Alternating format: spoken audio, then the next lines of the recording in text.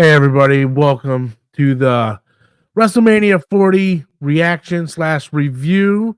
I'm here with Rome because Rome is off, so this is a rare occasion.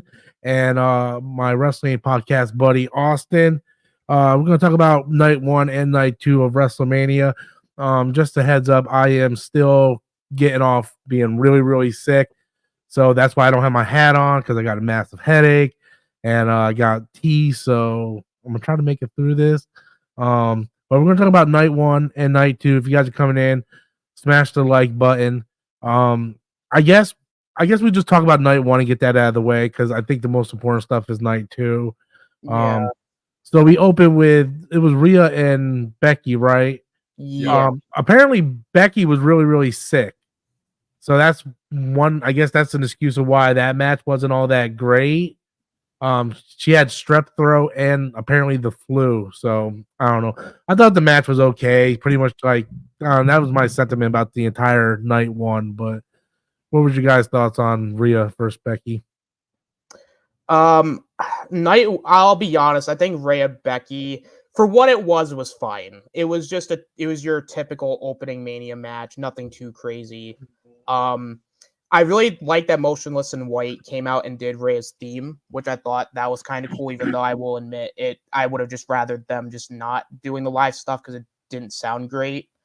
I mean, Becky being able to do all the stuff that she did while she wasn't 100%, I thought she did fine. I mean, it wasn't a bad match, but it's kind of like this is a situation where I think predictability kind of hurt it because we went into this match knowing that Becky didn't really need to beat Rhea Ripley because she's already a multiple-time champion. She doesn't really need it.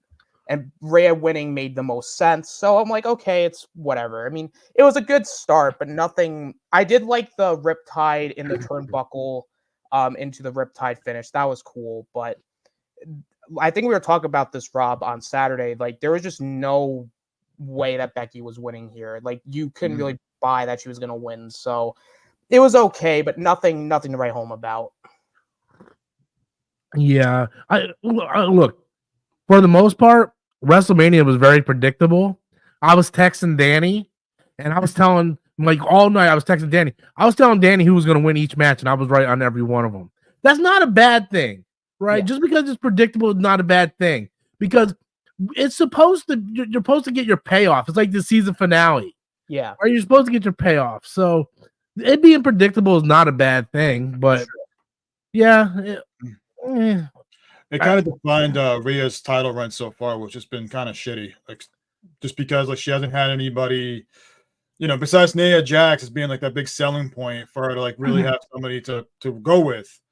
I mean, Becky was just there just to really promote her book and just it was a strong match, but it just kind of summed up Rhea's run where you just weren't excited for her match because she has no competition, man. Exactly. No competition. Apparently, from what I heard, was they wanted Becky to fight her because they want Rhea to have all these wins over these legacy women like Charlotte Flair last year and Becky now. Like, but when you look at the roster, there's just nobody that you can believably think, oh, they're gonna beat Rhea. Yeah. Like maybe Jade Cargill. Like that's really the only person. Physically, I thought Raquel Rodriguez physically could match Rhea.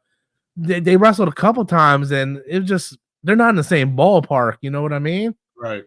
And that's on WWE. WWE needs to build that star to match Rhea. You can't have someone like an Andre the Giant and not build a Hulk Hogan to try to take that person down. Oh yeah, it's just like I said, it was a strong opening because they wanted to start off strong, which is I get, but it's like just no competition for Rhea, and it's just very predictable. Nothing really stood out besides her entrance, which was great, but outside of that, it was just kind of like, let's just move on to the next match. Yeah. So speaking of the match, I'm not gonna go through each match. We're just gonna talk about night 1, so you guys can just randomly throw in stuff. When you want to. Night 2 is where we're gonna do all the real heavy like diving in and stuff. But so we had the Rhea match, and then I can't remember. I think it was the ladder match. I think that match was awful. It was not good. Awful. Bro, those ladders were fake as hell. They were breaking left and right. The one snapped and it was like pink fiberglass styrofoam in the middle of it. I'm like, it was so bad. The refs were like trying to give them like if you watch the match, you see the refs like talking to the wrestlers, like doing that, and then at the end, both refs are like holding down the ladder while they're celebrating. Oh, it was a disaster. Yeah, a disaster. Those were like wooden. I'm sorry, those were like wooden ladders. You can just tell how wooden they were, and you're just like they were just painted like they're millennium or whatever. It's just like, oh my god. I mean, we had a couple cool spots in the match, but it's kind of a situation where it was kind of like the that multi-man match at Revolution where like you had like the 5, like you have 8. Oh yeah, and then it's so clunky because there's so much going on. But the only positive I'll give this match is that they split up the titles finally. Like that is the only thing I'll give them props for, and they do have a couple cool spots like Johnny Gargano doing the big like DDT spot through the table and the air raid crash off the ladder, but nothing. It wasn't anything too crazy though. Like very, very bland ladder match. Like it was not as good as the tag team showcase last year. But I will admit, R-Truth getting the hot tag was pretty funny. Yeah. R-Truth, he's insane, man. But I remember we were all standing around watching it in our living room. And there was like 6 of us here. And we were more concentrating on that one ladder bending than the match because they weren't paying attention to it. I'm like, oh no, man, as soon as someone goes up there, they're gonna fall on their ass. And we kept watching it as people were climbing up the ladder and that thing was just bending even more. And I was like, oh no. And then Damian Priest got on there and that thing just like collapsed. I was like, man, like that I mean, and as for night one was so bad that the 2 WWE fanboys in my house, my brother-in-law and sister-in-law, didn't even watch it. They got up to go watch the Yankee game. I was like, man, y'all, the fanboys in the house, man. Y'all ain't even watching this. Must have been a hell of a baseball game. And I even told them, like, really, guys, there's like 142 games of the year. You guys are going to miss WrestleMania for one game? But I thought when Jay and Jimmy came out, I thought that's when everything was going to turn around. Oh, God. I was like, all right, this is where it's going to turn around, guys. This is going to be like fire. It's going to be like back and forth, man. Man, dude, I went to the bathroom like 3 times in that match. That was so bad. I watched the match and I'm thinking, okay, is it going to pick up at any point? No. Oh, okay. like I think I made a tweet on like Twitter or something where it's like, oh, if I took a shot for every super kick I saw in that match, I would have had alcohol poisoning. Like it was absurd. And then like I don't know if it was just lack of time or whoever produced the match. That was genuinely horrid. Like I don't know. Like the promo package going into it was a lot more interesting than the match. Oh yeah. Absolutely. I mean, Jay winning was cool, but again, this did nothing for anybody because Jimmy looks bad. Jay, they both look bad realistically after that. Like, nobody looks good here. Nobody goes over here. The match was so bad, it buried both guys. Well, I was talking to Rome. Me and Rome were talking before you got in here. It was like their spot on night 2 on the ramp through the table was more entertaining than their entire match on night 1. Yeah. I just wonder if they were like drunk or something because they both like to drink. So I just, like I told Robs, I don't know if they just didn't rehearse, they just had a lot of alcohol or something, too much partying.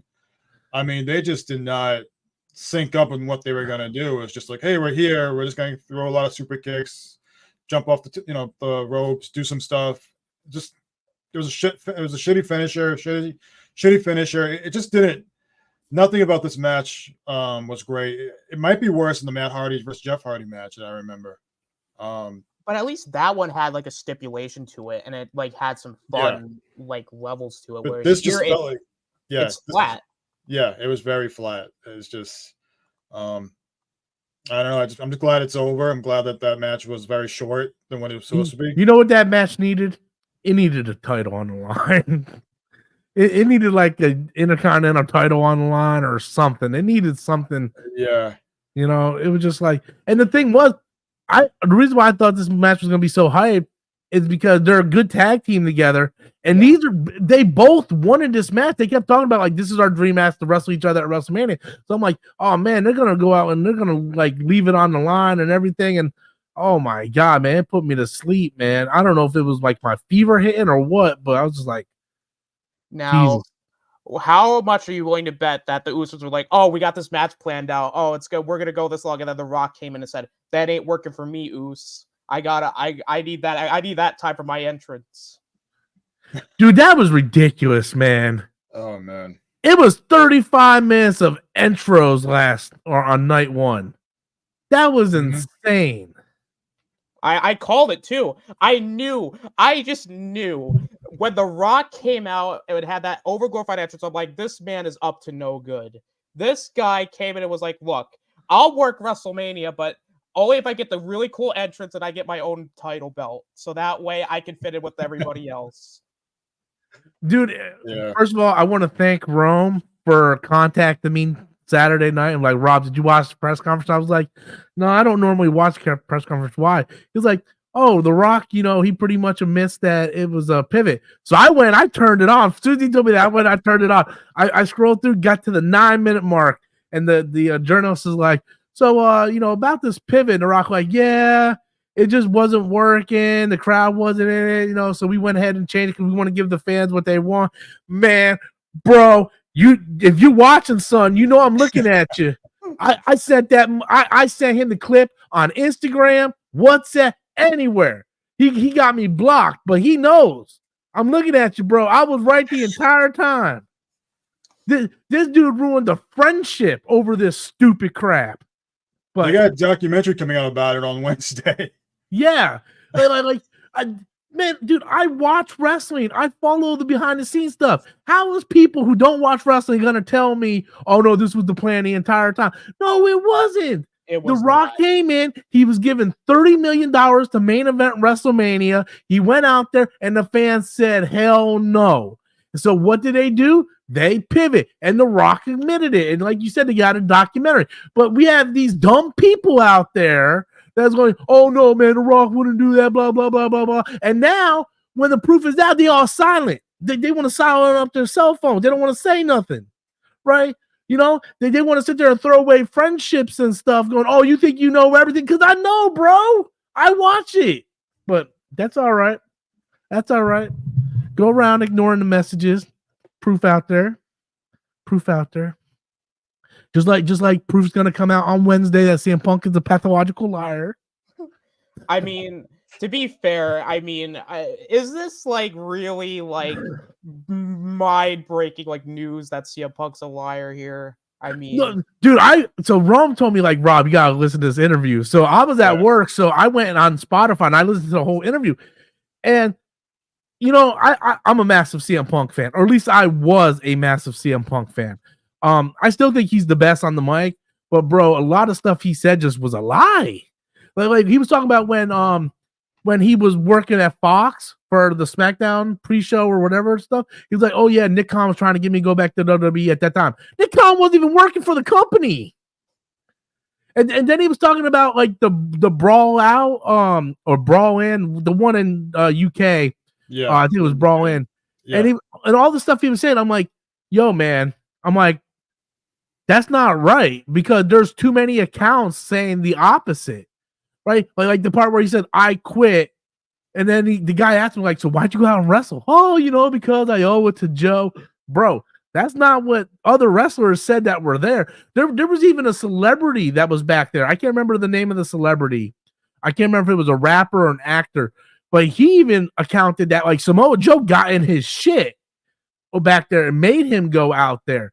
And I was like, bro, even if you said you quit, you were under contract for a year. You couldn't quit anyway. It's like, so yes, it's petty that Tony Khan's going to come out with the video, but damn it, I'm going to be glued to my TV watching that shit. I just hope it's an actual video and not something that they're just putting on for people. What's that?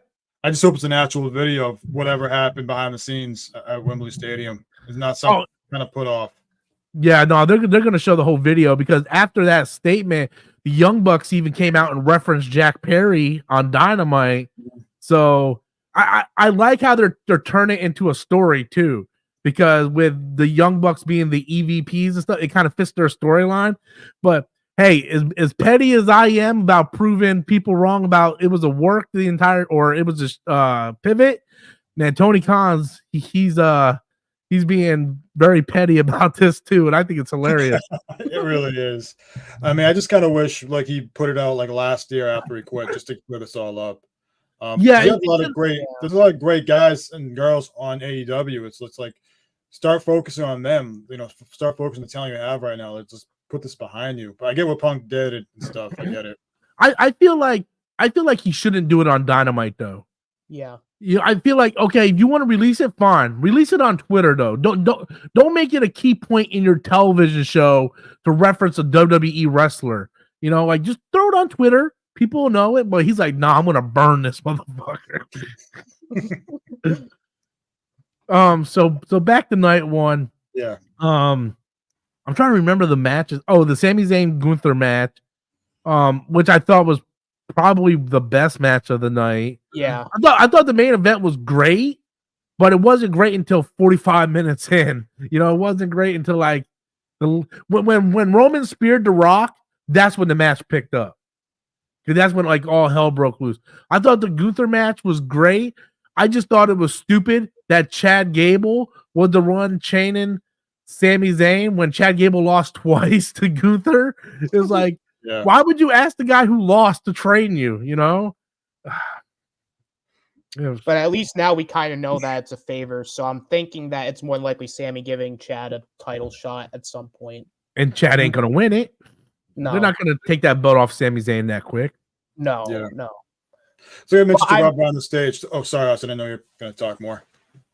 No, I was gonna say like I really appreciate like the Rocky 3 like esque storyline of Sami Zayn being like, oh, I don't think I can do it, and then Chad Gable's like, so what are you doing? Like, well, what's wrong with you? I'm afraid. Okay, I'm okay. Yeah. I'm afraid. It was a complete ripoff of Rocky 3. Yeah. Now, do I appreciate it? Yes, I really like the references, and it's very cheesy, but you know what? I'll take it. But match was good. The top rope brainbuster had me like geek out a little bit because I'm like, oh my god, he hit the brainbuster. Funny enough, man, the next day, I watched the Ring of Honor pay-per-view, and the Kyle Fletcher match that started that one. That's how he ended the match too, with the top turnbuckle brainbuster. And I was like, oh wow. So, but yeah, just I thought it was funny. But go ahead, Rome. What were you gonna say? I was gonna say, I mentioned to you behind the stage, backstage. Part of the reason they didn't go with Chad Gable because maybe Gunther and Chad Gable just couldn't line up because of size differences, and maybe they wanted to go with Sami and Gunther because that's a better match that they could tell a story in the ring square circle and really put on a great show for WrestleMania. And that's what they did. I thought that was the best match of night one. Yeah. I thought it was the best match of night one as well. I thought it was a little out of character for Gunther though. Just had his ass beat, so he just kept on doing certain things, and I'm like, I don't know, man. I feel like Gunther would just, pinned him after the first couple beatdowns. I'm like, but I don't know. I thought it was a good match. I think storyline, it would have made more sense if it would have been multiple weeks of them training.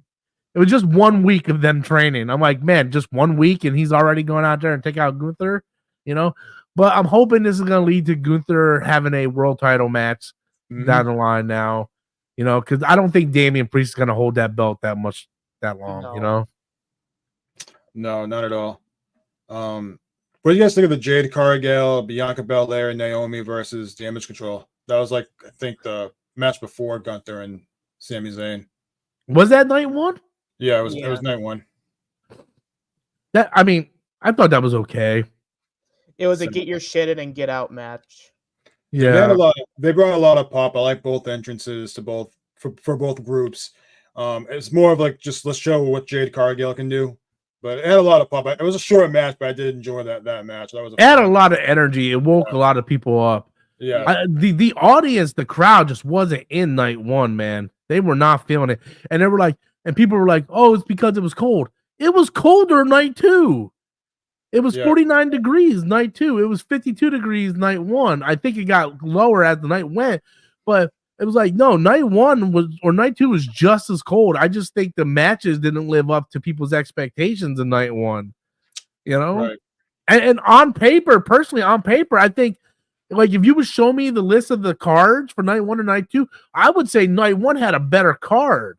Like Rhea versus Becky, Gunther versus Sami, the women's the 6 women's match. Yeah. You know, the card was much, much better. Like, I didn't care about the Street Profits match. I didn't care about the well, I mean, I really didn't care about the Kevin Owens match either. And I'm trying to think of what other matches they had. We completely skipped over the Dom Mysterio match. Oh yeah. Is there anything to talk about? No, that match should never even happen. Oh, that was a pre-show match. That was a match that you could see on a pre-show. It was just, no one cared. There was no investment. No one cared about. It was another one of those matches that were just slapped together last minute. Yeah. There was like no build up to that match. It would have been better if it was just a Rey Santos like singles match or something. Yeah.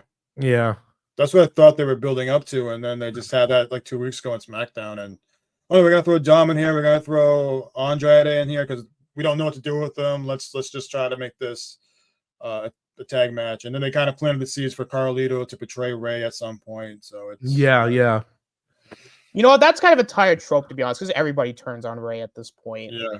Why is Rey even still there, man? I like Rey needs to go somewhere, man. He needs to move on a little bit. All right, let's just get to the main event, man. I don't think there's anything else night 1 that was pretty important. Yeah, so we got like 30 minutes of entrances, and then it was just kind of like a brawl, and then it wasn't until the Joker said it was trash. He was mad about it too. Yeah, it wasn't until The Rock got speared by Roman is when it really, really picked up. But I mean, I expected Cody to lose this match because they wanted to be like the Street Rules for night 2, so they could have had the Avengers Endgame kind of like overbooking. Yeah. So apparently Stone Cold was supposed to show up, but he got sick. From what I heard. Is that the okay? Well, I thought maybe it would have been a red herring because I'm like they were building Austin this, and then Undertaker shows up, and I thought it was a red herring thing just to mislead fans. It might be. You might be right. Yeah. Because what I'm hearing is just a rumor; it's not confirmed. But apparently, it was supposed to be everybody's rivals. So, like, Cena took out Solo because they wrestled at Crown Jewel. Crown Jewel, yeah. And then The Rock came out and they faced Cena, and then it would have been Stone Cold taking out The Rock. But apparently The Rock got or Stone Cold got really sick or something and just couldn't make it, so they got Undertaker in. Because I remember when Undertaker showed up, I was like, this makes no sense. What's going on? Like, yeah. I just go down. I'll take it. Yeah, I mean, I'll take it. It was interesting. It's the first time I've seen the two of them in the same ring in 20-something years. So it was a nice moment. Yeah, it was good. I really thought, man, they were gonna do like this Avengers Endgame thing where you just had like all the villains in the ring, and then you're like on your left, and you just see like all the baby faces. Yeah.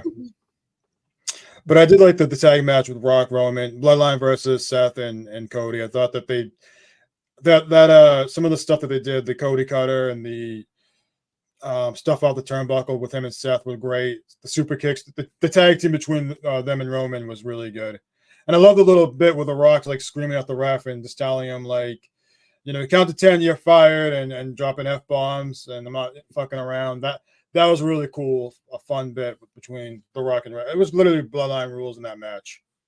Yeah, it was I will give The Rock this. He looked really good. To work a near 40-minute match, I'll give The Rock a lot of props that he was able to work that long without getting gassed. Yeah, absolutely. There was like one spot in particular where Rock was going for the people's elbow and Cody hit the Cody cutter to counter. I thought that looked really cool. The Seth and Cody like combinations with the Cody cutter into the frog splash, I'm like, oh, that's pretty that's cool. And even seeing like, The Rock taking a curb stomp, which I did not think The Rock was gonna willingly do. I was like, okay, that's pretty neat. And then you have like near the end where you have the announce table spot, and then while that's going, you have Roman spearing Seth into the barricade. I'm like, oh, this is sick. And then the dual pedigrees. I'm like, all right, this is good. And then you get to the ending, and then you go, oh, and then you get those flashbacks from last year where Solo hit him with the spike, and then he hit the spear, and then Rock's like, nope, he's like, that ain't work for me, Uce. Nuh-uh, I'm getting the pin here because you know what? Because we gotta let the young lion roar. We gotta let this young rookie Rock get the big win at WrestleMania. But I did like the little neck swipe into the people's elbow. I thought that looked. Oh yeah, I like that too. But there is one thing that really grinded my gears. The Rock saw Cody has the weight belt, Seth has the world title, and Roman had the WWE title. So he's like, you know what would go really well with what I'm doing? I need a belt too to fit in with everybody else. So he's like, all right, I'll have my own belt. The People's Championship. That whole Muhammad Ali induction was just him trying to get a belt. Yeah. I don't know if you guys saw the Hall of Fame induction. I only saw the Paul Heyman stuff, and once his stuff was done, I stopped watching. But I don't know if you guys saw the Hall of Fame thing, but Paul Heyman gave a great speech, and it was such a great 20 minutes of ECW Paul Heyman stuff. I watched it because I didn't get to watch it live, which I was mad. So I had to wait for Peacock to do the replay. So I kept refreshing it for like an hour until they did a replay. So then I watched the Paul Heyman stuff, which was just amazing, man. He came out with the ECW music, and then he put the hat and jacket on. It was awesome. And then I watched the end where they were giving Rock the People's Belt or whatever. I was like, man, this don't even make no sense. It was like something about like Muhammad Ali gave Rock permission to use the People's Champ. I'm like, you guys do know like Diamond Dallas Page was called the People's Champ in WCW, right? Like that's not something Muhammad Ali could just give people, And they gave him like a whole belt and stuff. I was like, man, get out of here with this. It was right. It was just an excuse to give him a belt for WrestleMania. Yeah, I mean, he's just going full on heel, and I just felt it was just another heel thing of The Rock wanted to do, and because Muhammad Ali's wife didn't show up for night 2 for the whole for the Hall of Fame quick ceremony because she wasn't there. So I was like, okay, this is just the whole thing was just for him to get a belt. Yeah. It was weird having like I know they always put a celebrity in every year, but it was just weird having Muhammad Ali in there. Yeah. But yeah, I feel like it was just a way to get a belt. I thought the Hall of Fame class this year was kind of weak anyway. Yeah. Other than Paul Heyman, was there a reason why they didn't put Bray Wyatt in this year? His dad was part of the U.S. Express, so his dad was, I think that was. I guess my guess they just want to induct his dad, then maybe next year they'll induct his Bray Wyatt next year. Yeah. I don't know. It was just I don't know why Triple H didn't want to do Bray Wyatt, but I could see why. But still, it would have made more sense to do the whole family if you're going to do that. It could have been one big celebration, especially with the documentary out. Yeah, absolutely. But I don't know. So I'm sorry, I had to go get more tea, so I missed everything. I guess we can get to night 1. Night 1 was so much better, people. Night 2. Night 2. You're right. I'm sorry.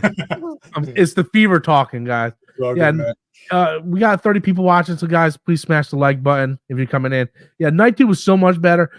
I was really looking forward to the Seth match with Drew McIntyre, and dude, he hit that Claymore as soon as the bell rang, and I looked at my brother. I'm like, this is already better than night 1. Yeah, that was my most anticipated match. Was just Seth Rollins versus Drew McIntyre, because their promo 2 weeks ago was just like they had free range to talk however they want to talk in that promo, and they really got you more interested in their match. And to me, I thought they stole it. To me, I thought this was like the match of the night, and might have been like one of the top 5 best WrestleMania openings. Period. They were just spamming their finishing moves, man. Yeah. It was great. It was really good. You know how in those old WWE games where you could set infinite finishers on your character?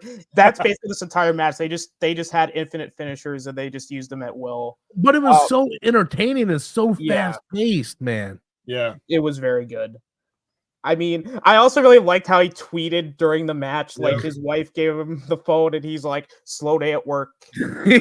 I was like, wow, he did it during the match, and I was like, oh, this guy rules. Yeah. It was so good. But yeah, like Rome said, the buildup for this match was good because Drew McIntyre was delivering some great promos Yeah. for the past month and a half. Whereas I thought the Bloodline story was getting weak, you know, it was like, man, they're really trying to stretch this thing out to make it interesting for like 2 months. I thought like everything Drew and Seth was doing was very, very interesting. And man, the match lived up. Like that was a great match. I remember my brother pointing out, he's like, oh, CM Punk has got an arm brace on. He didn't have that yesterday. I'm like, oh, Damian Priest is cashing in. He's like, why do you say that? I'm like, no, if he's got that arm brace on, that means he's gonna do something with it, and then Damian Priest is gonna cash in.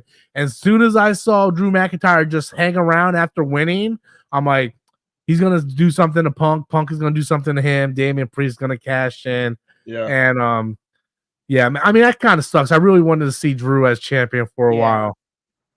I mean, it could be worse. I mean, Drew. I mean, granted, yeah, Punk may have felt disrespect by the crotch top, but at least he did not reference real glass, or else he probably would have, or he would have killed him. That would have been so much fun if he did.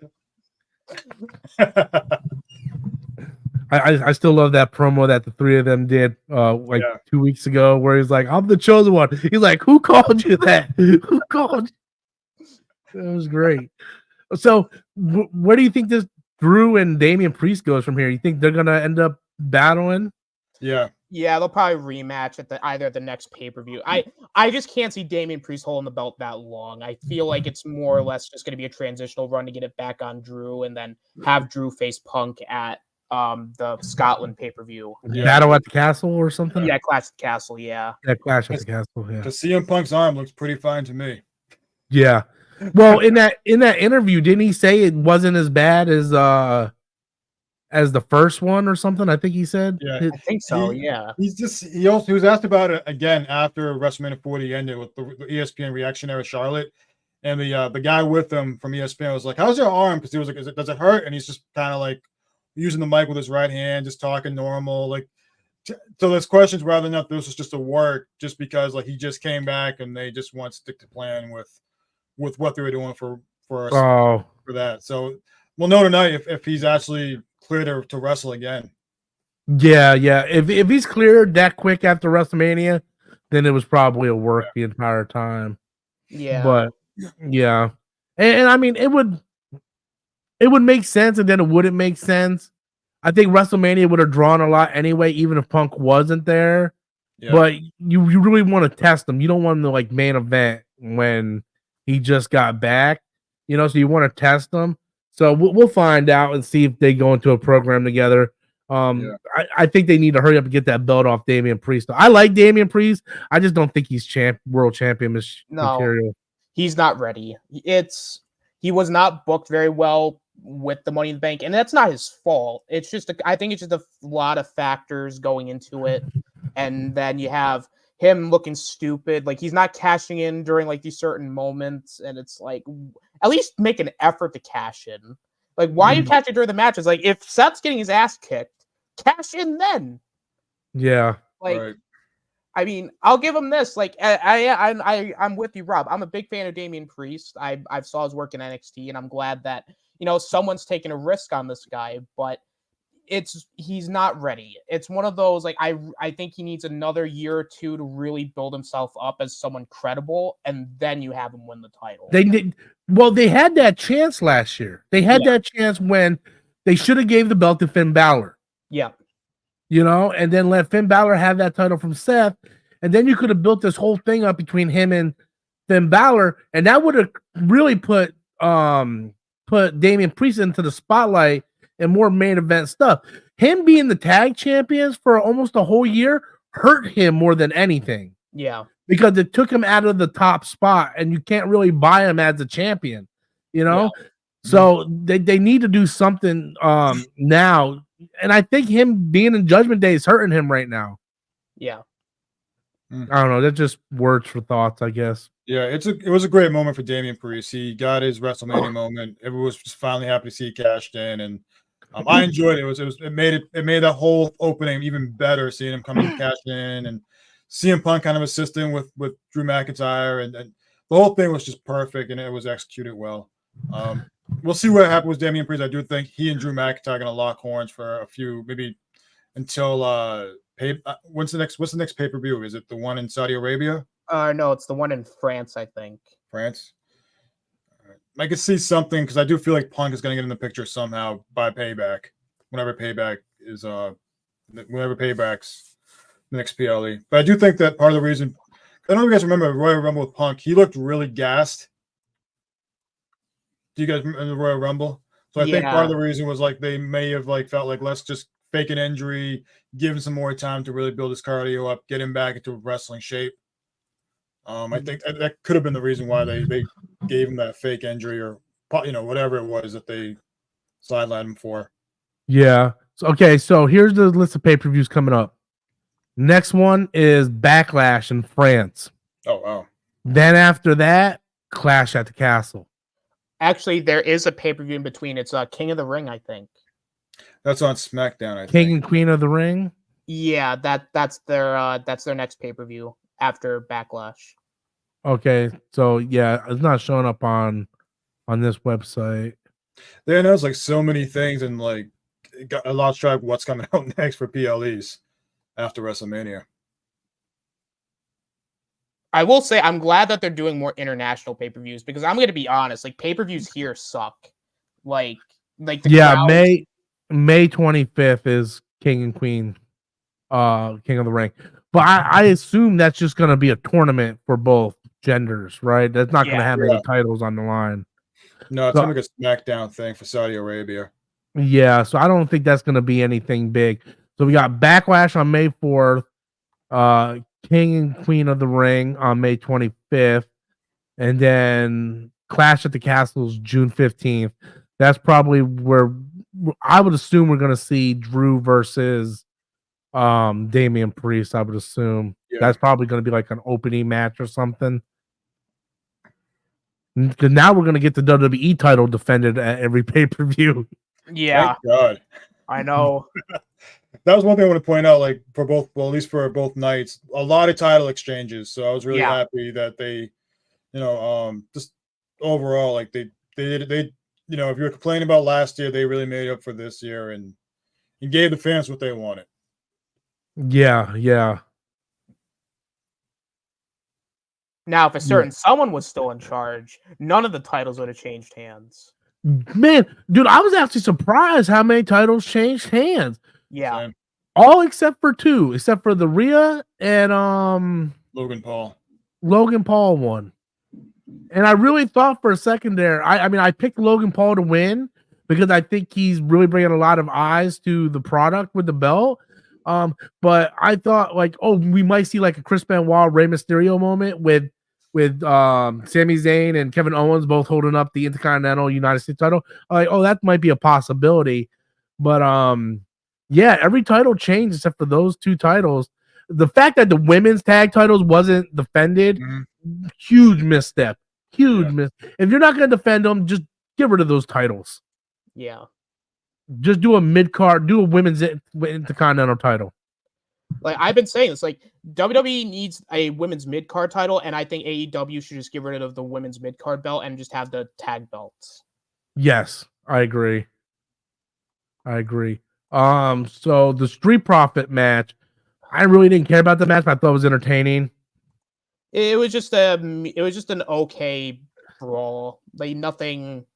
It was nothing crazy. It was just kind of one of those like, all right, we need to kind of cool down a little bit before we get to the rest of the show. So it was kind of like a nice, fun thing. But other than that, I thought Bubba Ray made it really interesting by coming out and being a special guest referee. That's where I got more interested. That's where I was like, okay, I'm at least gonna watch this now because that was a bathroom break match.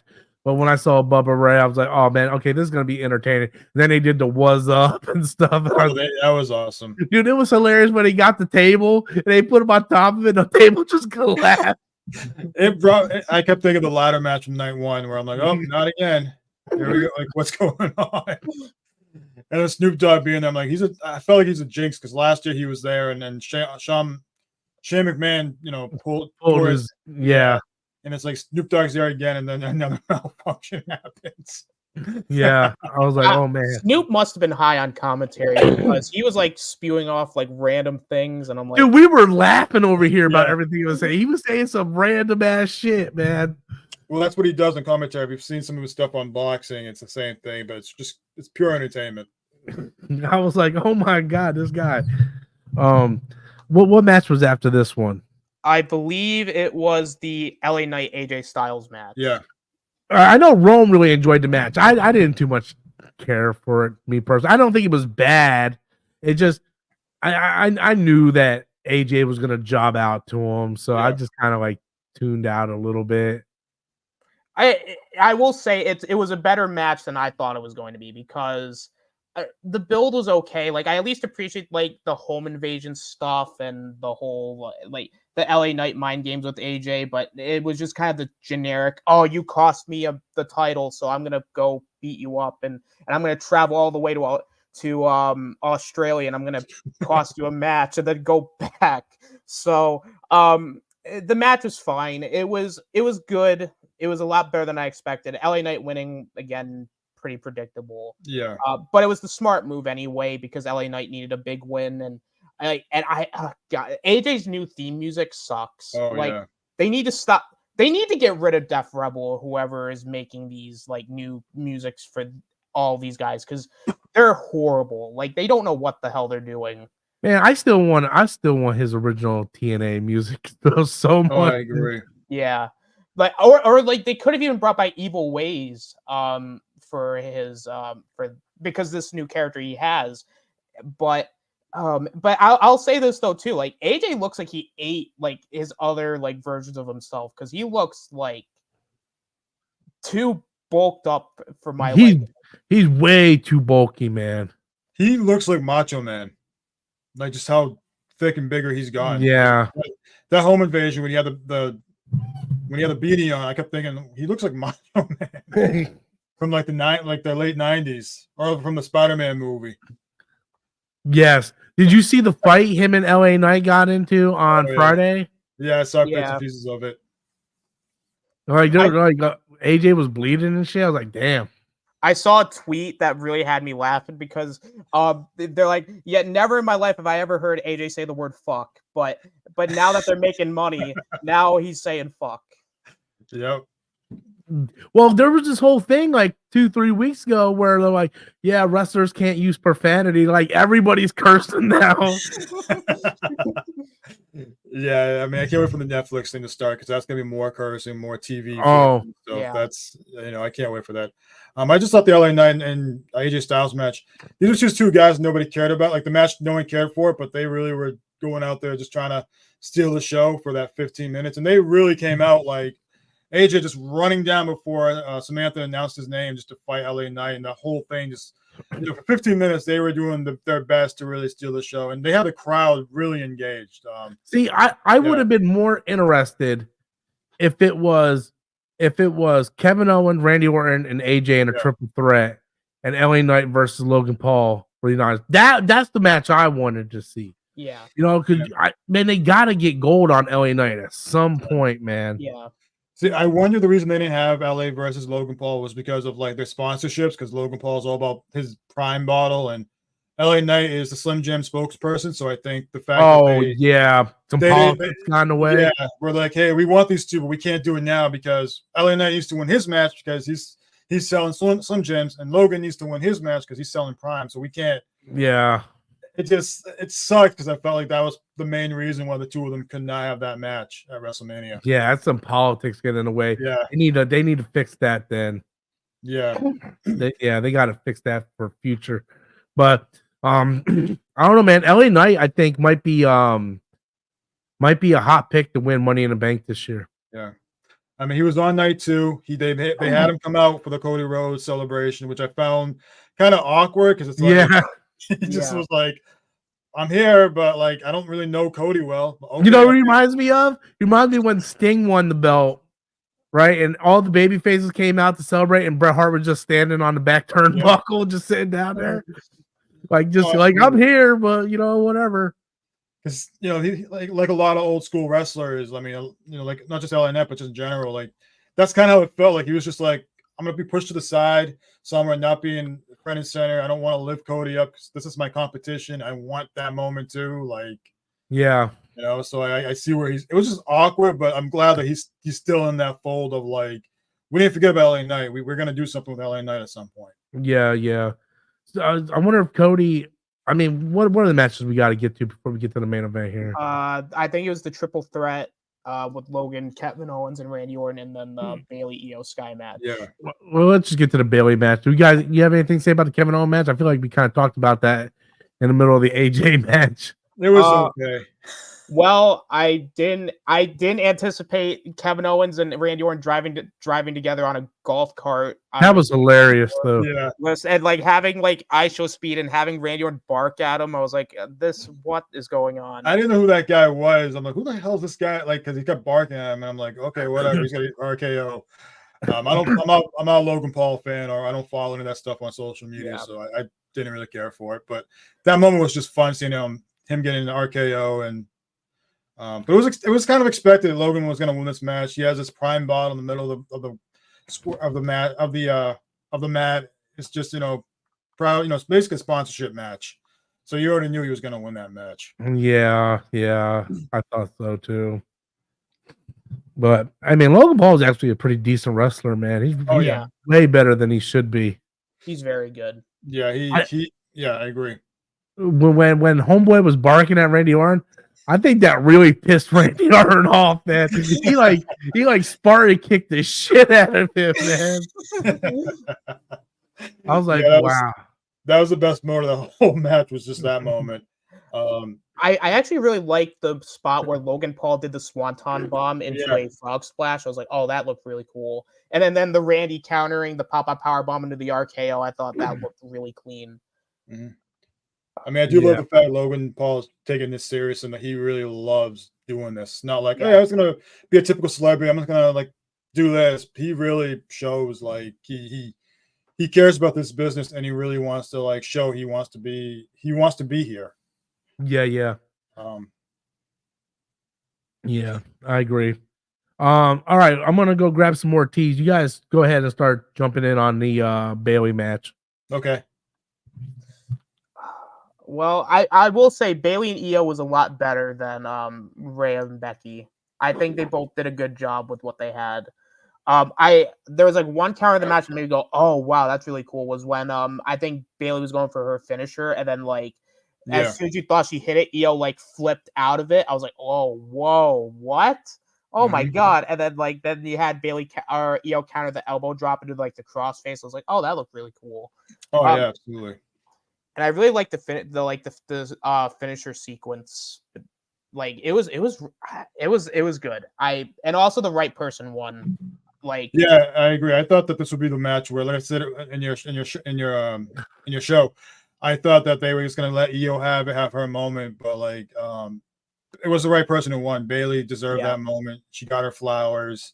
I was surprised there was no interference in this match. I thought Damage Control was going to interfere some way. There was it was clean. I was shocked. Yeah, so was I. I thought for sure Damage Control was going to interfere at some point. Oh, absolutely. Like I was impressed. And Bayley winning, I thought Bayley winning was a nice moment for her because it felt more of like a thank you from just everybody just saying like, hey, thank you for carrying the women's division like during a really bad time. Yeah. And like basically just thank you for doing what you basically it was for her contributions and her being like I think we've talked about this on the stream. Like when we're talking about like selfless, like Bayley has done, I think out of all the four horsewomen, she's probably the most selfless because she's the one that's more so giving back than I think anybody. Like, you know, I think, you know, and I said a perfect example of this was when she was feuding with Bianca like a year or two ago. You know, when she just came back with Damage Control, like, yeah, it would have made more sense for Bayley to win, but she put Bianca over and made her bigger than what she already was. Like, I felt like it was a nice way to. I think they did it. I think that was a really nice way to cap off like this whole thing with Bayley and Damage Control, like giving her moment. Yeah, and Iyo Sky's whole run, like Rhea Ripley's, has sucked as well. There haven't been enough competition, not enough storyline. It's just bad booking for the women's title division. But yeah, Bayley being a heel for almost 4 or 5 years, I think, was also seeing her have that baby face turn, getting her a moment. She needed her due, and this was her due. I got a question for you. Do you think by there being 2 women's titles, it hurts the story of the overall women's title? Because okay, and I'm gonna explain why I say that. Don't you think it would have been a better match if it was Bayley versus Rhea? Oh, absolutely. Probably. You know, I feel like by them having double champions, it just, I don't know, because you're trying to make both those titles mean something, right? We talked about the Rhea match being lackluster, and then you got like, we're sitting here and like Danny's like, yeah, the Bayley match was lackluster, because even Rome said it. They haven't really built up Iyo with that belt or nothing. Rhea's built up. You could have had that Bayley versus Rhea match, and it would have been like a great match. I think that is a better reason why we need a women's mid-card title than anything. Mm-hmm. Yeah, you know, like fuse those titles together, make one women's title, and then make a mid-card title for the women's. You know. Yeah. Well, Triple H did a good thing in the conference about, because they were asked him about why did Rhea and Becky started first. And it's the same thing with why he had Seth and Drew McIntyre start, because they wanted to come out with a bang right away. Yeah. Something slow. In any wrestling card, no matter what wrestling pay-per-view it is, if you can't main event, you want to open. That's the way it is. If you're not going to main event, you want to open. Because that's what's going to set the tempo for the entire card. You know, you don't want to open with a lackluster match because you want to get that crowd pumped up for the rest of the card. So, and for mostly all Seth Rollins title matches opened the show. Like he won the title against AJ Styles in the opening match of that pay-per-view when they were getting ready to crown the new world heavyweight champion. But man, that match was awesome. I still love that match more than that. I think I love that match more than the main event, man. It was just them guys went, they just went out there and just gave it their all, man. Like Claymore, like ding ding ding, like damn. Like and Punk's commentary too with Seth Rollins coming out with that whole like that band, and he's like saying Liberace would be something. I forgot what he said, but he said about Liberace from previous WrestleMania. Because Liberace would be ashamed. Yeah. His commentary was great too. I like if I would go back and rewatch matches, I would watch the Drew match. Like I don't go back and rewatch matches often, especially WWE matches because they're very slow paced. Like I would go back and watch the Drew match over again. Like that's how entertaining that shit was. And like the main event, I would go back and rewatch it, but I would like skip through half of it. You know, makes sense. Yeah. All right, let's get to the main event, man. The story is finished. We don't have to sit here and say finish the story anymore. The story has been finished. It's over with. Now we move on to the next chapter. Imagine like after this, Cody's still saying, I still have to finish the story. What do you mean you got to finish the story? You finished the story. You know the future saying the story's now started, or story begins or something like the story begins on his new t-shirt. God. Next chapter. Chapter. It's like stop. There's no stories. We don't need sequels here. I heard Ricky Stark was there. I heard QT Marshall was there. Yeah. Like there was a bunch of AEW guys that were up in the box watching. Keith Lee was there as well. There's a whole thing that from the Hall of Fame with CM Punk talking. You see Keith Lee walk in the background. So there was a lot of AEW stars there for Cody Rhodes. Yeah. Well, just like when Sasha Banks showed up at AEW, there was a lot of Bayley was there, and there was a lot of women from WWE there. I like that. I like that. I'm fine with Triple H taking shots at AEW. Like your competition, I understand that. you know. But I like that. I'd rather have them working together and recognize you don't have to be buddy buddy, but realize like, for example, like half his roster is married to half the roster in AEW. Like Andrade and Charlotte was married. Malachi Black is married with what's her face from LWO. It's just like we understand, like just let them be a part of it. Like let's have one big industry. You know what I mean? Yeah. I like that a lot. But I don't even know what the hell I was going with this, but I don't know. I was going somewhere with this. But anyway, story's over with. Thank God. Yeah. Now we don't have. Well, actually, if Cody comes out on Raw tonight and he's like, "Oh, the story's not finished yet. I still gotta finish it." What are you talking about? Shut up. The story's done. He's gonna come out with that shitty ass grin on his face. What do y'all want to talk about? He's like, I didn't finish the story yet, even though I won the belt. The story's yet to be finished. I'm like, oh my God, stop. Oh, yeah. So thank you, Danny. When I was going with the whole crossover thing, it triggered in my mind. Yeah, I really wanted to see Dustin show up last night. Like I really, really wanted to see Dustin show up last night. No, Goldust works at AEW. He was there to support his brother. He was in the somewhere in the VP box or something. He was. Oh, he was up there. He was there. Yeah. There's a lot of like photos of fans seeing him with Rick Stark and like he's there. He's Dustin's there, but like he wasn't part of the match or whatever. Yeah. There was like one part of the match that did make me chuckle where like Cody brought out a table and I was like, yeah. Like and then Roman sees this and he goes, nope, we're not using the table. I'm not using tables in this match. Was it just me? Did their entrances felt a little shorter than night one? Because I felt like they were a little bit shorter. Lot shorter. Very short. Like unlike usually where Roman just standing around and he's just like he's like hauling ass to the ring, and I was like, oh my God, this is serious now. Yeah.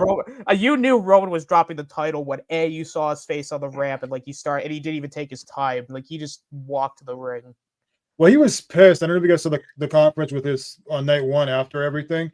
He was super pissed. Yeah, he kicked that lady at the press conference for booing him. Yeah, I don't know if he was just kind of like being told, like, "Hey, you have to drop the title," because it wouldn't surprise me if he didn't want to drop the title. I don't know. Like there are some there was like a photo where you see Roman smiling at when he lost the belt. So I don't. Maybe it's a combination of both. Maybe he was upset at first, but then once he realized, once he understood, business had to be done, he was like, no, I accept this. Yeah. Let's think about this here. Because people before were like, oh, Roman needs to retain. I'm like, first of all, Roman does not need to retain because he's gonna have a main event next year at WrestleMania, regardless against The Rock. Probably against The Rock, yeah. Yeah. It's like, and then also him being the champion would have done more harm to him than him dropping the belt, because him dropping the belt here, more people are going to look back and say, man, Roman did business when he needed to do business. He put the guy over when it mattered the most. He doesn't. Yeah, you don't want to get branded to be like the next Hulk Hogan, man. Yeah. But the thing is, it wouldn't have benefited him. It wouldn't have benefited anyone with him retaining. Like I got into a huge fight. Like me and my brother got into a huge fight last night when he came over, and I don't know. I tried to get him on the live stream because I wanted to call him out, but before he showed up around 6:00 before the pay-per-view started, and he's like, "I hope Roman wins tonight." I'm like, "That's not gonna happen," and he's like, they're just trying to cram Cody down our throats like they did Roman all those years ago. I was like, how the hell do you figure? I'm like, nobody wanted Roman Reigns back then. They needed The Rock to come out after the Royal Rumble to try to get people to cheer him, and they still booed him.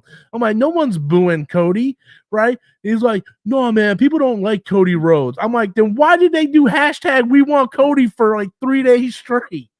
Mm-hmm. Yeah, if that was the case, then if no one liked Cody, then they would have just went ahead with Rock and Roman this year. That's what I told him.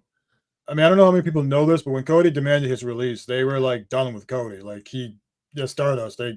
He wanted his release to reinvent himself, and then he started doing the indie stuff and really made an emotional connection with a lot of fans out there. And that's part of the reason why people were like more accepting of Cody, getting that push when he finally did come back. Some people will tell you when he came back at 38, that's when wrestling got good again for WWE when he came back. So it's like there's this whole emotional thing with Cody Rhodes and when he left WWE and then coming back, and just how much of a connection he made with a lot of fans and just meeting a lot of different people from the indie circuit. Like, you know, he's a big deal, not just with WWE, but just with wrestling in general, with what he's done outside of WWE.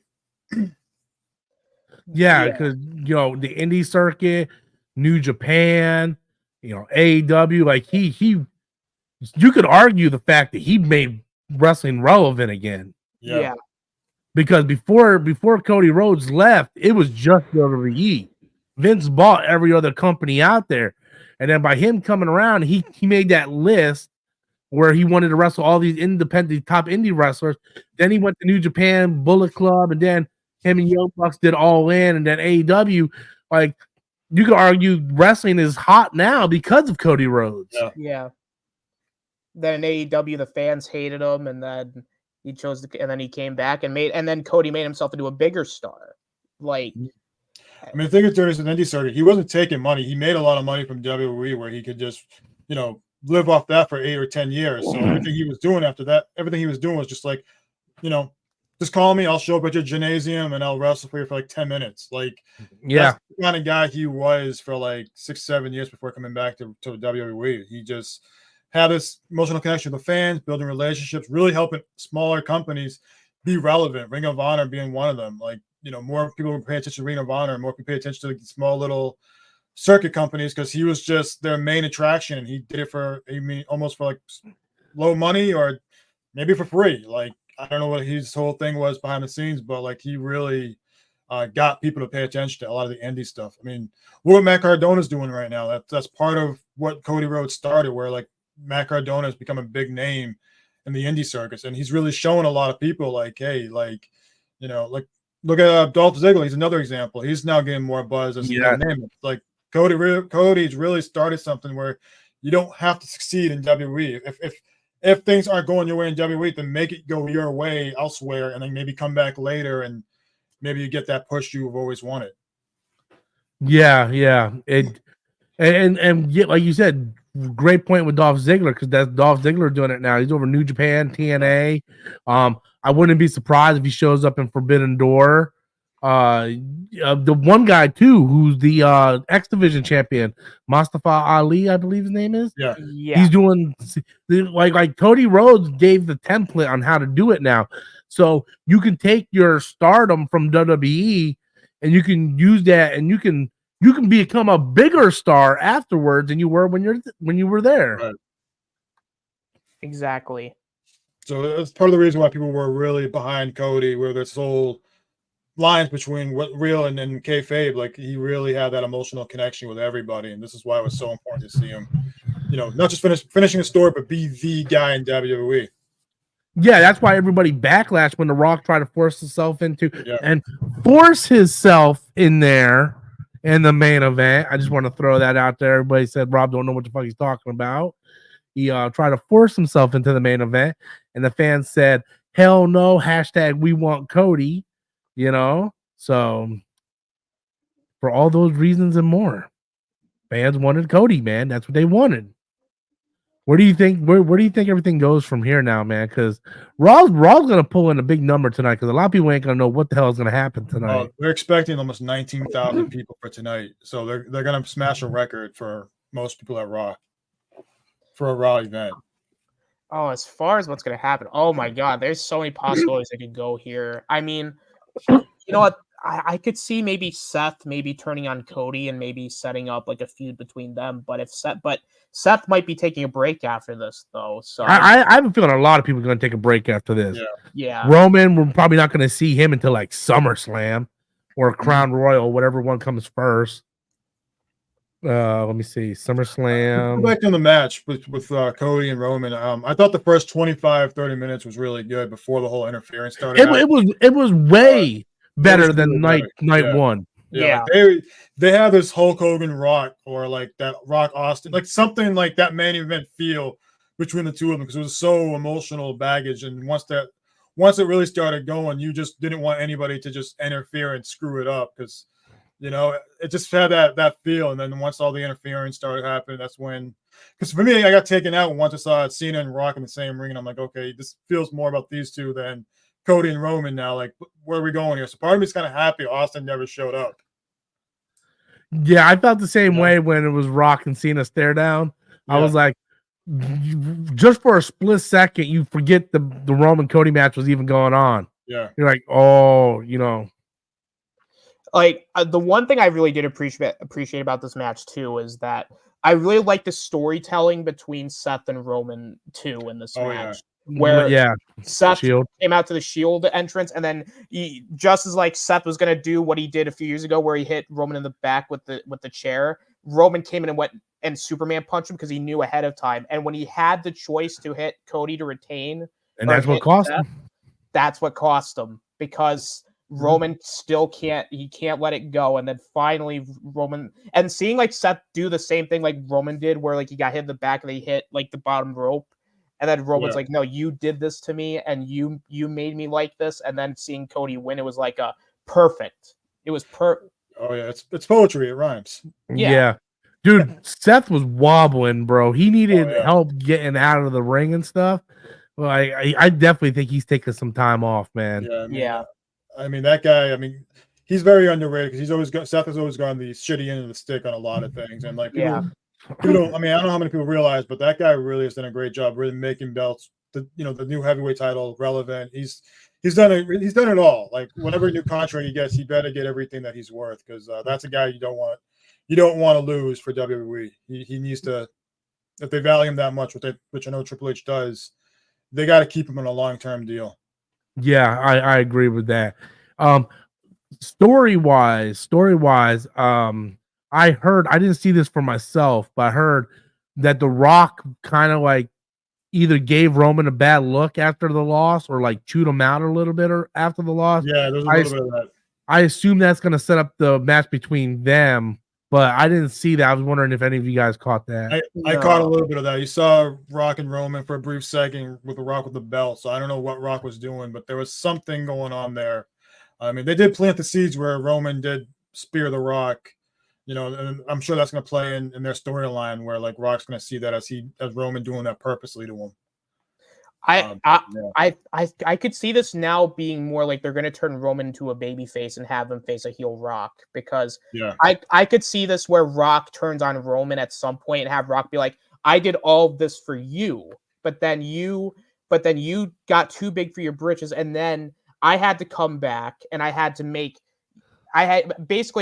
come back to clean up your mess, and now you think that you're better than me. You need to understand your place. I'm at the high table. You're not. You're not the head of the table. I'm the one that's raking in the money. I'm the megastar. You're Roman Reigns. You're just the guy because I made it so.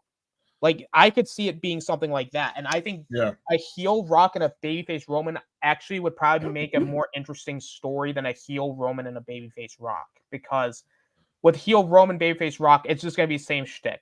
It's just going to be Rock doing the Rock concert, and then you're going to have Roman do WWE, where you have maybe a little bit more of a dichotomy there, and you have a lot more of a story to tell. So it'd be a lot more interesting.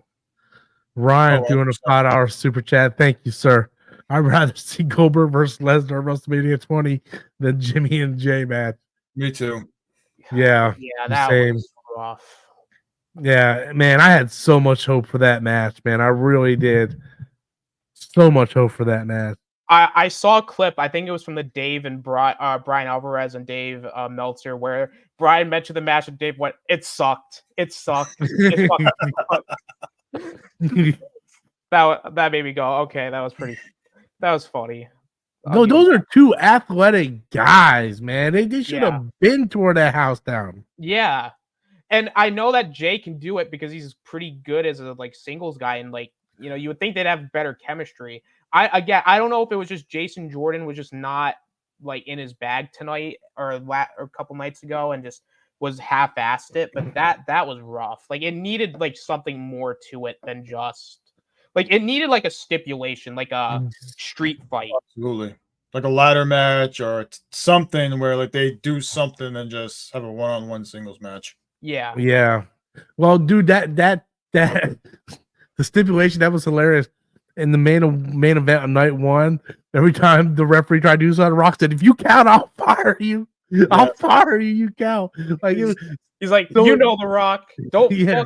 don't fuck with me. I was like, oh, I'm enjoying the final boss, Rock. You definitely see like he's just so excited to find something new to do with wrestling again, you know, and the blood, like I said in Austin's channel, Roman Reigns and the Bloodline has really gave everybody something. The Jimmy and Jay, Solo, Roman, Paul Heyman, and The Rock, you know, and Cody Rhodes and some of the other babyface that Roman has really helped built up, you know, and it's just like the whole Bloodline thing has really been a huge part for like the last 4 years. So what happens to the Bloodline now, though? Like because we all expect Roman's going to be gone for a while, so probably Paul Heyman's going to lay low. That leaves Jimmy and Solo. Like, what's going to happen? Yeah. You know, like I'm confused with what's going to happen to the Bloodline. They did sign, I think, one of their cousins or family members. Yeah, that's brought up all weekend. So I don't know if he's going to the main roster or are they going to send him to NXT. I don't know what's going on with that. I thought he was going to show up last night. Me too. Because I know the one they signed, he canceled an indie match because they thought there was going to be something with WrestleMania. I'm not sure where they go from here with the Bloodline. I do think right now I think they're going to take a quiet break from the Bloodline. And then whenever Roman comes back, they'll start bringing that back again. Yeah, I don't want to see them get rid of the Bloodline because the Bloodline is a great faction. Or second that, maybe The Rock takes over the Bloodline. Because I do think we're going to get a Cody and The Rock match at some point because The Rock did pin Cody. And I think maybe there's something there between the two of them because The Rock did tease that this wasn't his last match at his last match this year. So maybe there's more between The Rock and Cody because I do feel like we're going to get a fallout with something with Cody and The Rock maybe tonight. Now, imagine we went through all this, finished the story, just to have The Rock turn around and beat Cody at a later date. Imagine the BS backlash that's going to happen. How long do you think Cody might have this belt for? I don't think it's going to be like a 4-year run like Roman had. Dude, they need to stop with these long runs. I could see maybe a few months, probably. Because you want to at least make Cody's win feel like, oh, it wasn't just a transitional reign. Like I can see it till SummerSlam. Yeah, like a SummerSlam maybe, or like maybe the pay-per-view after. But I could see Cody being champ for at least a few months until he drops the belt to whoever. Yeah, because I'm sorry, I know The Rock doesn't start his next movie till like I think early June, May, like late May. So they're gonna do something with The Rock and Cody between now and then, just to really do something with the bloodline. Like I just feel like The Rock's not done yet after what happened last night. Yeah, no, I agree with you on that one. You think so? What do you think we might see next year? Rock versus Roman or Cody versus Roman or Cody versus Rock? I think Rock Roman probably. Yeah, I think Rock. I definitely think Rock's in the main event next year. It's just I'm wondering. So I think The Rock is going to win that title at some point this year. Yeah, and then maybe Roman wins the Royal Rumble. This is kind of the thing that I was thinking about. This is something that maybe I would prefer is Punk winning the Rumble next year and have Punk and Cody next year, and then have Roman Rock night 2. So that way basically everybody gets what they want. Punk gets his main event, and then you could have, and then Rock and Roman could say, hey, we wrestled each other. Yeah. I realistically, I kind of think I think I'm with you, Rob. I think Rock's gonna win at some point. He's gonna win the title. Like, I mean, he doesn't need it at all because he doesn't need that vindication. Like, Cody needed because he needed that vindication. Like the fact that Rock, it's just more of his ego talk. He wants a belt. We see him with a People's Champion belt now. Yeah. It's just his ego. Just being a heel really shows his ego more and more now. So he can get away with it. But not only that, but this is just my personal taste. I feel like stories are more interesting when heels have the championship and the babies are the ones fighting to win that title. When babyface has the championships, it just doesn't feel as the storylines aren't as good. It's like, because you're the babyface. Yeah. You know, you want to see the good guy struggling, you know, you don't want to see the good guy on top too long. So that's why I feel like The Rock is going to win that belt at some point this year. Yeah, I mean, it could be SummerSlam. Maybe after he's done shooting, he'll come back and do something SummerSlam with Cody. And SummerSlam is going to be their next big event after WrestleMania, so they got to do something with Rock and Cody. Yeah. But I've been hearing that like that SummerSlam is kind of interfering with Rock's like scheduling. Oh, really? So what about Royal Rumble? Royal Rumble, I would say, is more than likely free. I think because that's where he beat CM Punk for the title. That's true. But what if The Rock books himself to win the 40-man? Like, he makes this huge Royal Rumble match just to have himself win. Like, I that would be such a Rock move. I want to see him play into that. I want to see him play into the whole like on board of directives. Like I loved when he's like, "You can't, I'll fire you." I loved when, like, I know Vince McMahon's an awful person, but when he was playing the Mr. McMahon character and he had all this power, same thing with Eric Bischoff. I love those storylines. Yeah. So Rock is like this corporate guy and he just like stacks the deck. Like, I think that's fun, man, because it really gives you like the good guys a harder like probability of trying to succeed, and it just makes it more interesting. No, I agree. I would love to see more of that. I think that's something I'm hoping that's in the works with The Rock, like keep him as heel, being that Vince McMahon type role now, because they need that kind of figure. Triple H used to be in that figure. It worked for a while. Maybe it's The Rock now to be in that role where, like, you know, be that make things harder for not just Cody Rhodes, but for all the other baby faces, and even some of the other guys out there, like a Gunther who wants a shot, a Sami Zayn who wants a shot, you know, just somebody who wants a shot at winning a title, and you have to go through The Rock to really get that shot. Yeah. Well, one thing I will say, we'll wrap it up here. One thing I'm very interested in, for the first time in a long, long time, I'm interested in WWE. I don't know where the fuck it's gonna go. Same. Like, they have so many different ways they can go, and Triple H said that right in his press conference. He's like Monday morning, people are gonna like wake up and go, where are they gonna go from here? And that's the way I feel. Oh, absolutely. Like, sorry. Go ahead, Austin. You can tell, you can like feel like this different feel within WWE just with Triple H at the helm, because when like Vince was there, it was rough. Like I think Bryan Danielson said it best. Like, because when he was still working there, like Vince said, "Okay, go watch AEW, and I want you to tell me what they're doing better than us." And then he's like, "They're doing a lot better than us." And like, but I think Triple H, compared to Vince, I think Triple H more so understands like the current business now. And I think Triple H is really trying right now to like kind of get back into like, because he wants to basically make his version of NXT. He basically wants the main roster to be like NXT in a way, where like he wants to do his own thing, and he wants to, because what made NXT work, like Black and Gold work from when it first started up until when Vince took over, is that he understood like people want to see more of the wrestling stuff. Like they want to see more wrestling, and they want to see interesting storylines.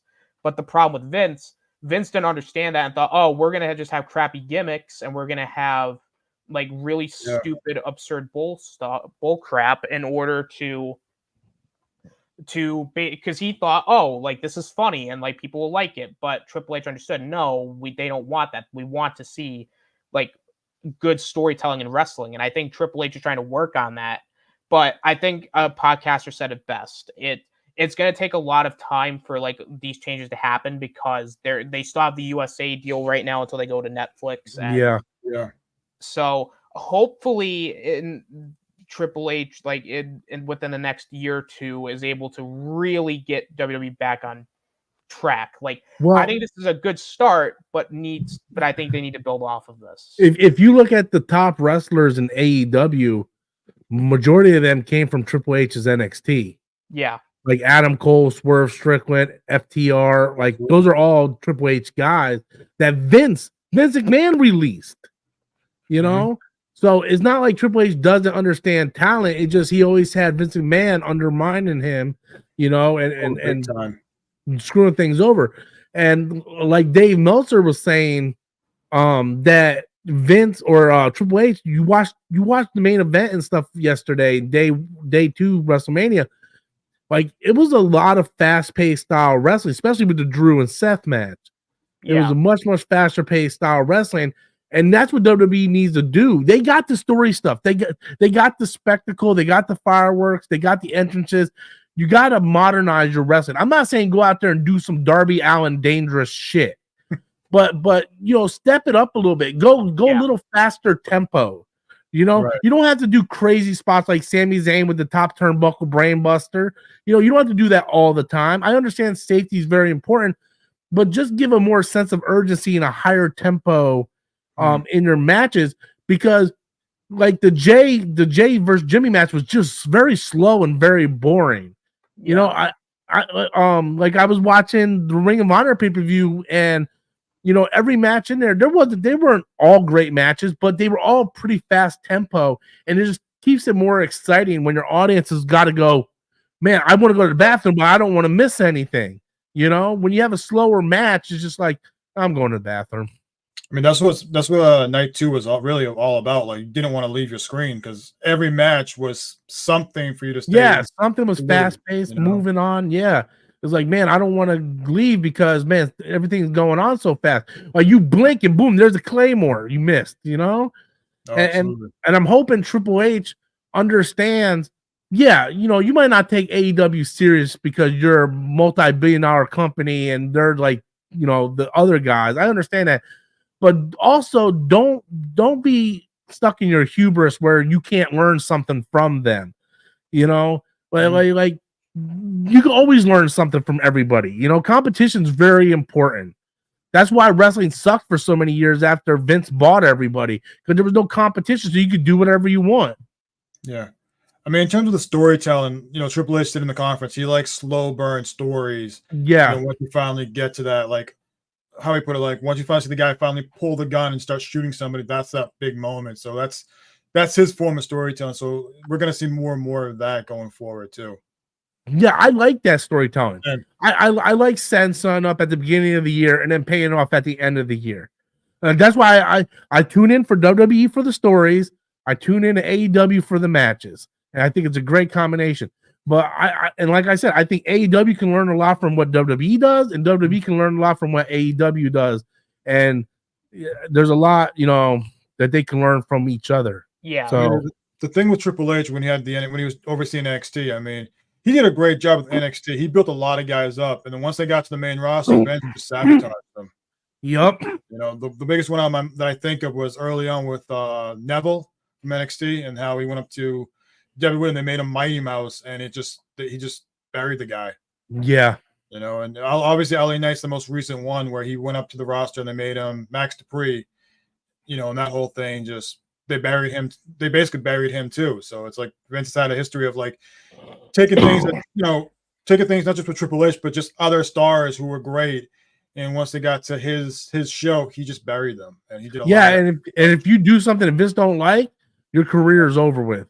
Yeah. He would just absolutely bury you like he did Ashley and a bunch of other people, man. Yeah, so you know, Stardust and all that shit, you know. So yeah, I mean, you can tell the locker, you can tell, you know, watching WrestleMania and just some of the previous events in Raw and SmackDown, the locker room and everything looks more healthier. You see people who actually want to be there this time and not really feel like they're just dreading it.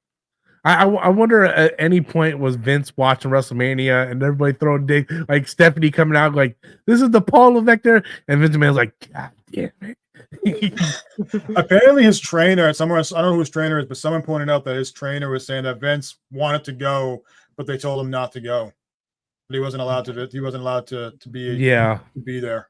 So he shouldn't be allowed anywhere near that company. Nope. Agreed.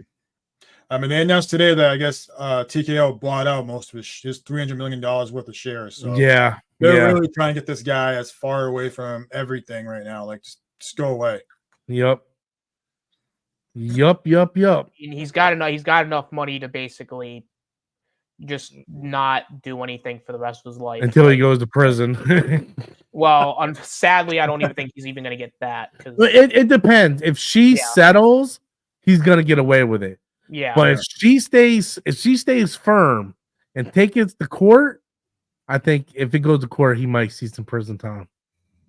Yeah, probably. I wouldn't doubt it. It depends if she wants to settle or not. Money talks.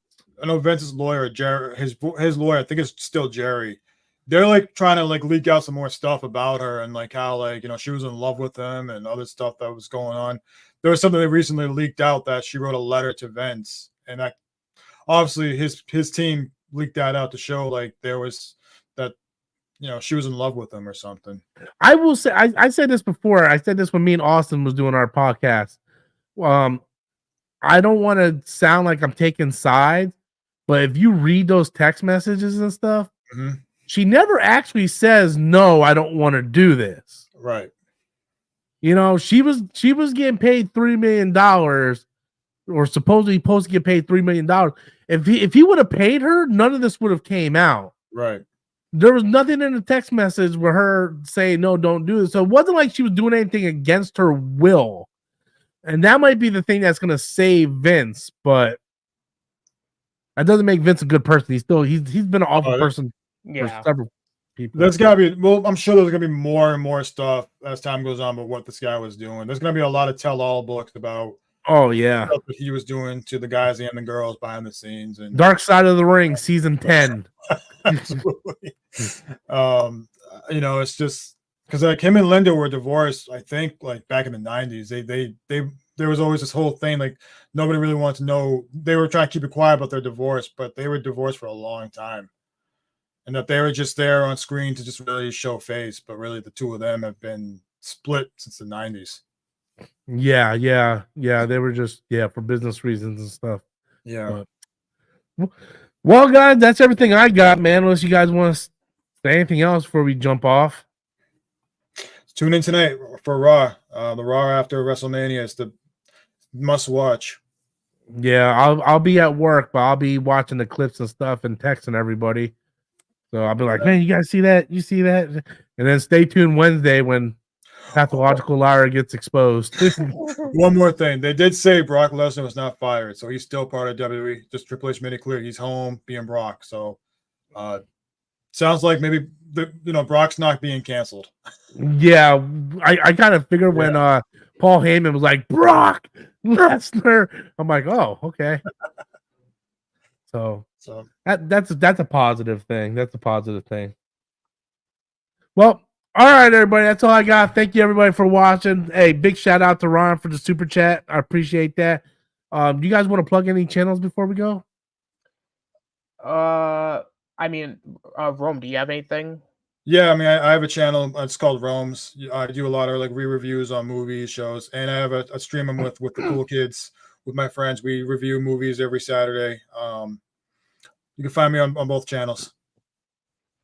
Yeah, you can find me. You can also just find me on my channel where I do stuff occasionally, and you can also find me on the Cool Kids channel, where I also talk about movies. And I'm typically on Wednesdays for Guy Scar's show, The Hangout, and occasionally you can find me here on the Robert Storms channel. Rob, thanks for having me on, man. Hey, man, I appreciate you guys taking time out of your day to come do this with me. I was like, man, I can't do this on my own, man. I feel like crap. I need people to help me, man. So thank you guys so much for coming in. I appreciate you. Thank you guys for watching. And you guys take it easy later. Thank you again, man. This was really fun. Thanks. I appreciate it.